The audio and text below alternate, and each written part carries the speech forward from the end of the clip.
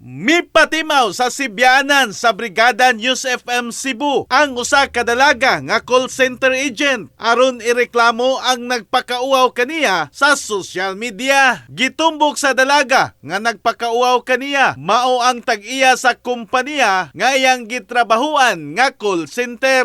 Matud pa sa dalagang reklamante nga dihang gipaninglan nila ang company owner sa ilang 13-month og sweldo. Iyang nabantayan nga nagpost naman hinuon og bati diha sa social media. Matud pa sa dalaga nga moabot sila og 28 ka trabahante ang nag-massive resignation tungod sa palisiya og dili maayong taras sa management. Ang Brigada Action Center muhimo pa og dugang pagsubay sa maong issue. In the heart of changing lives, ako si Brigada Alan Tangkawan sa 90.7 Brigada News FM Cebu, the Music and News Authority.